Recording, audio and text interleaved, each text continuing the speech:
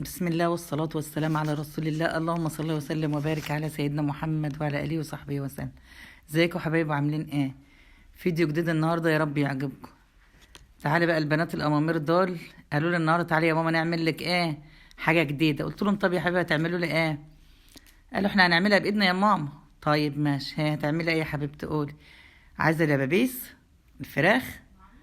ايوه. وبعد كده تجيبي ايه طريقتها بقى يا ماما؟ حاجة جديدة. قلت لها اسمها ايه؟ قالت لي ايه اسمها يا ماما؟ غريب. البروست، فراخ البروست اللي هي الدبابيس. طب ماشي يا حبيبتي، يلا. جابت الفراخ زي ما انتم شايفين يا حبايبي، شالت الجلد اللي عليها الدبابيس وشالت الجلد اللي عليها، وعملت لها تتبيله جميله ما شاء الله. معانا التتبيله بتاعتها ما شاء الله. معانا ايه؟ بابريكا. معلقات، يعني هتعملي معلقه صغيره، معلقه ايه؟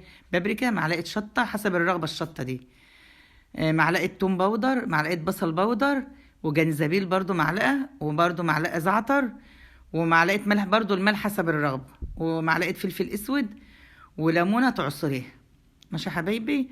وهنجيب بقى نبدر نشا بدقيق، عشان نحط في الخلطه دي التتبيله دي، ونطلع من التتبيله ديت نحط في في الدقيق اللي عليه نشا. يعني كوبايه دقيق ويجي 3 معالق نشا ولا حاجه فوق. ماشي يا حبايبي. اهو زي ما انتم شايفين كده هنحطها في قلب التتبيله اللي احنا عملناها دي. وكوبايه ميه، مج ميه هتقلبي فيه البهارات دي كلها مع عصرة الليمون. وتتبلها مثلا على بيد بقى، يعني اقل حاجه 3 4 ساعات، عشان التتبيله ديت تمتزج بالدبابيس دي، وتبقى يعني تاخد من، وتفتحيها بقى بالسكينه كده، تعملها فتحات.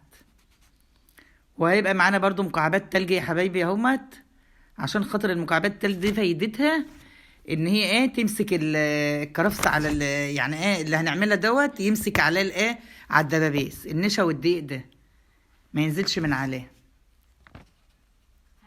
وبرضه هن برضه الدقيق والنشا دوت هنحط له برضه بهارات من اللي احنا عاملين بقى التتبيل، بس طبعا يعني نص معلقه كده او اقل. اهو يا حبايبي، طلع من التتبيله، تحط في الدقيق وترجع تحط في الميه اللي هي بالتلج، وترجعي تاني توديها التتبيله اللي هي بتاع الدقيق اللي بالنشا ده، عشان تعمل بقى كرفس فوقها كده زي اللي احنا بنشتريها الجاهزه دي.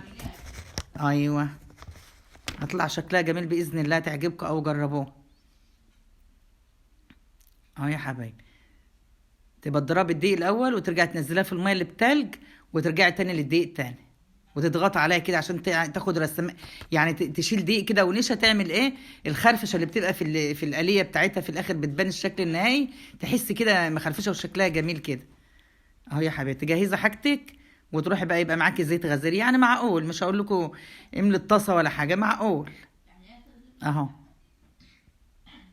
هو نار هاديه على فكره خالص، عشان الحاجه الدبابيس دي ما مش مستويه، دي نيه، فاحنا عايزين نسويها على نار هاديه عشان تستوي وتبقى حلوه، مبقاش فيها دم ولا حاجه. انا مسرعه الفيديو يعني، ما ومهديه النار جامد. هتعجبكم جميل قوي يا حبايبي ما شاء الله. اللهم صل وسلم وبارك على سيدنا محمد وعلى اله وصحبه وسلم. جربوا يا حبايبي مش هتندموا. اعملوا لايكات يا حبايبي، ماشي، وافتحوا فعلوا الجرس عشان كل جديد يوصل لكم مني باذن الله. ما تنسوناش في اللايكات يا حبايب قلبي. اهو. ايه رايكم بقى؟ وكنت عامله برضو كفته بالبرغل، بس انا عاملاها على القناه يعني، ورز بسمتي اهوت، وبطاطس محمره وكده برضو يا حبايبي اهو. ماشي. وما تنسونا في اللايكات يا حبايب قلبي. يا رب الفيديو يعجبكم يا حبايبي.